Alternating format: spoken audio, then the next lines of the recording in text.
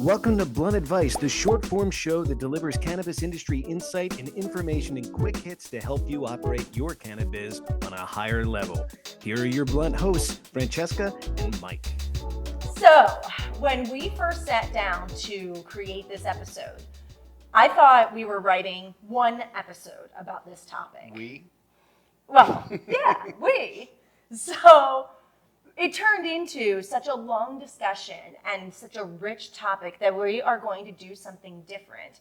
And for the first time ever on Blunt Advice, we are going to have a topic that is actually a series. So you are watching part 1 of video marketing, this series. Mini-series. Yeah, the mini-series. Because what we wanted to talk to you about was video marketing. And when we started digging into it, there was so much about it to say. There was why we love it and the different formats and the different styles. And then there was like content creation and scheduling and mechanics and directing and script writing and publishing and the equipment. And it was just mind-blowing how much there was to talk about. So we broke that up into more bite-sized chunks so that we can actually today give you some blunt advice on video marketing.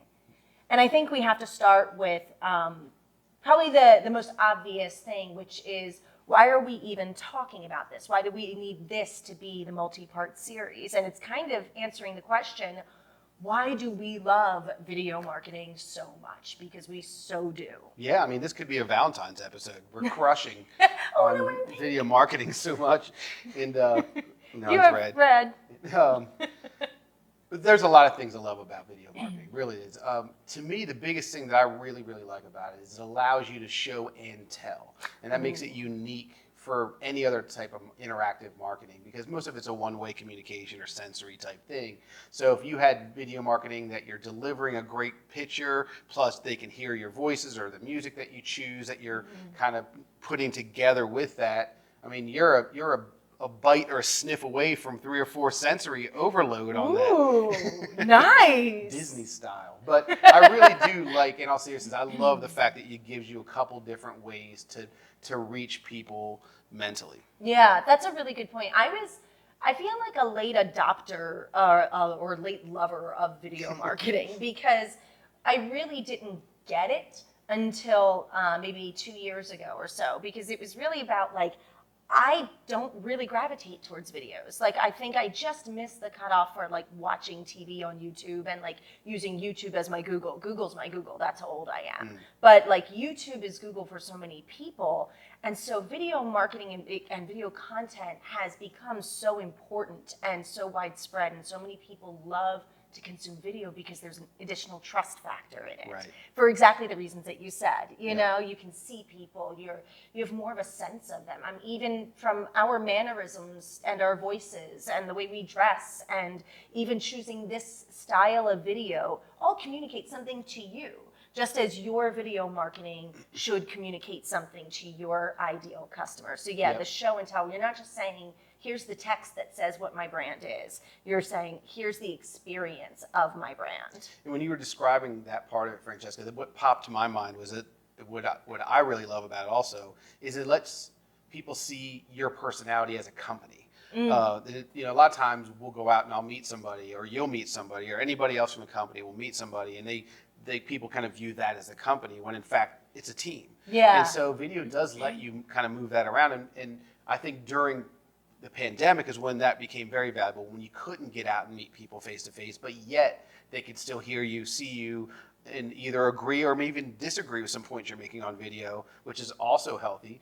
But that's great because now at least they're seeing our personality, and that lets that shine through, hopefully. Yeah, because I mean, and I used to think, but what if that's not who your customers want to see, or what if that alienates some people? It's like, well, then those are the people that you want to alienate, because why would you want to work with people who aren't attracted to your personality or aren't your kind of people? It's a good way in a two-way kind of relationship to attract people to their, the people that they want to be attracted to. So it is high in relationship building in that way. It's like the people who like us know who else would like us, and so they share. I think that's so important in video marketing. It's customizable. Oh my I mean, God, you it can so is. you can do video marketing with an iPhone and get great output. Yep. You know, post for free, edit for free. I mean, you could really do it on a budget and get great output. Or you can have as much or as little as you want in terms of a set. I mean, if you look at us, we've grown into this. We didn't start with this, but Right. as we learned more and got feedback and got positive feedback and got results we were looking for, it allows you to justify spending more money and more time doing video marketing. So that's the thing I liked about it as a business owner. Is I didn't have to like drop a bank to get involved. It let me kind of put my toe in and then be like, oh yeah, I'm in now. Yeah, and I love that because it means that you don't have to have this like huge investment in overbuilding something that you're not sure you'll be, committed to, that you don't know the ROI of, that you're not sure how long you can sustain, that you don't 100% trust. You can actually adjust your investment into it, and as you get returns, reinvest. Yep. So whatever those returns are, and that does allow you to also like having known where we came from to where we've grown to is a physical reminder of our growth. So Right. it is kind of nice. But yeah, you can make a commercial if you want. Can't get budget. it on the Super Bowl, but yeah.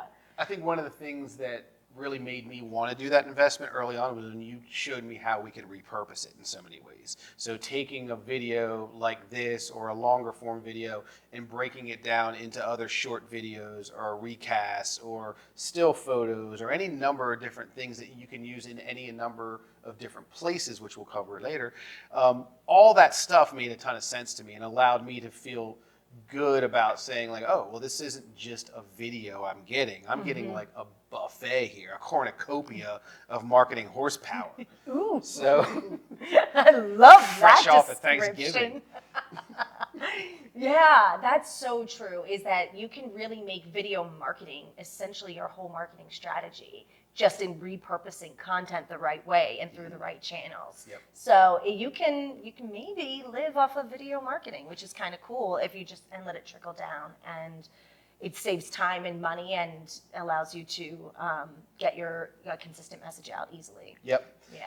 And I think the other part for the audience to understand is just as it can be a large or small investment, it can be part of or your entire marketing plan. Yeah.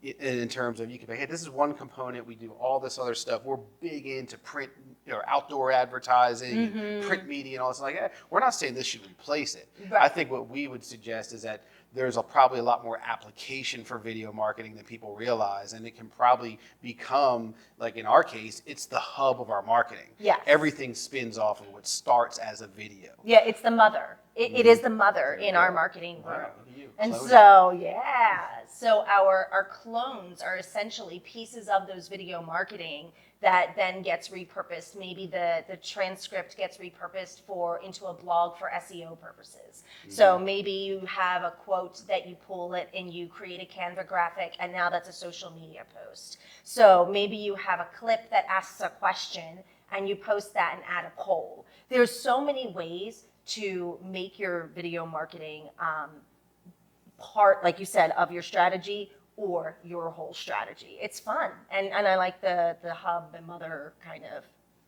analogy of it. I think also the other piece of it is that unlike literally all other marketing that has to be perfect for it to really work, video marketing really allows you to be authentic by having these imperfections like just exist, and that is part of your personality or the human element or the relationship of it. Versus if you have a typo in a blog, you just look like an idiot, If you have the wrong keywords in SEO, then you don't rank. If you have a bad alignment or terrible website, that's a bad customer experience. Video marketing allows you to be a little more flawed, and that's a good thing. So That's the I love authentic that. part of it. That's the Yeah. personality part of it. That's the human part of it. And I think connects with a lot of people and impacts a lot of people is that human to human interaction. And so, I mean, like if you look at us, like we do this in one shoot. Yeah. And we do only a little bit of editing to put a front and a back on it, and then we let it rip. Frank's cool graphics. Yeah. I mean, that's all we do with it. There'd definitely be times when we were trying to be perfect, we'd be like, cut, Yep. reset. Nick would be like stopping us all the time, but we let those errors go. And I think sometimes we've encouraged that to be real because it is us. If you meet us in real life, I'm going to slip. There will be an F-bomb dropping. you will probably fall or stumble. Like there's certain truths. Yeah, it's so true that like you do get a very whole experience from that, and that ends up being a really good thing. Yeah. So yeah, as you are deciding though what you're going to use your video marketing for, you have to think also of the different formats and styles that you have options of when it comes to video marketing. And it's hard to organize our thinking around this because all of this works together, you know, like, Right. So understand that you're going to make choices. One choice has a domino effect whenever you're talking about the video marketing formats and styles. Yeah, it does. And I think the first place to start in this one is, where do you want this video to live? Like, why are you making it? Where will you reach your audience most effectively? So is this something that's going to be on your LinkedIn, or is it going to be on TikTok, or is it going to be on a website? Is it going to be in a video marketing brochure, or is it going to be on YouTube? I mean, there's other places, but just to throw like a 5-spot out there, I mean, those are all drastically different formats of video that impact the type of video you should do, but also the length and the type of content you would want to develop for each of those platforms. So to me, I think that's the first and foremost. That's where we started, was like, where do we want to use this video? When we create the master video, then where does all the other sub videos go? And once you know that, that lets you kind of zero in on the all next the one, other which is like pieces. the style, which I know you love. Yeah, I do like talking about style because you have so many options. You could do this conversation, you can do a straight up interview, you could do a talking head, you can do nobody talking and just, you know, music and time lapse, you can do animation, you can do explainer videos, you can do product demos, you can do a whole, you know, commercial. There's so many ways that you can do video marketing in so many different styles. And then in that style though, you have to think about what is the tone of your video. So I think after where does it live, it's like, what is the tone here? Because it's going to be about, you know, the tone is about your message.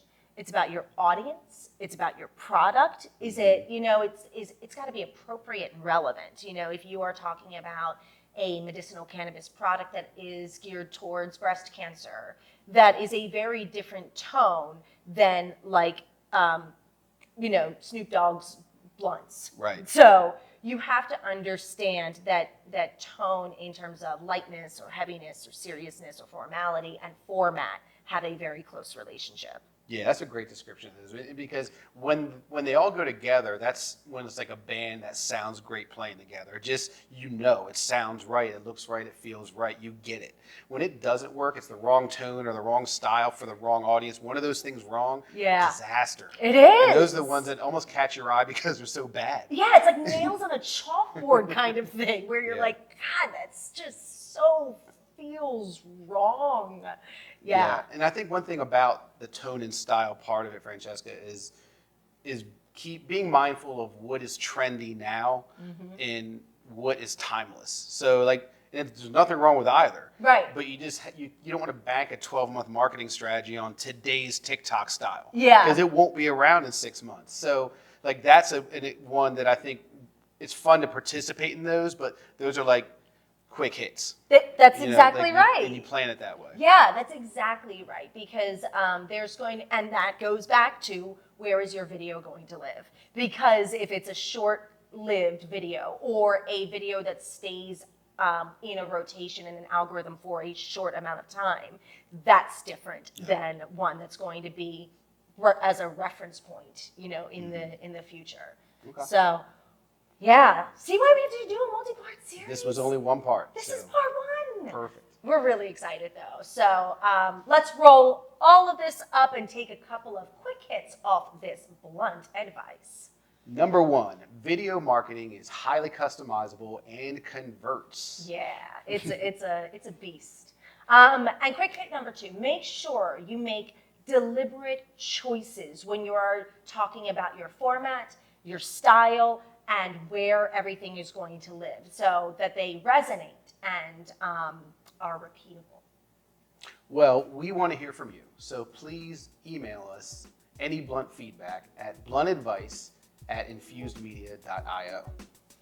Well, I'm Francesca. And I'm Mike. And in the time it took for you to Google, do yams have carbs? You just got some good advice.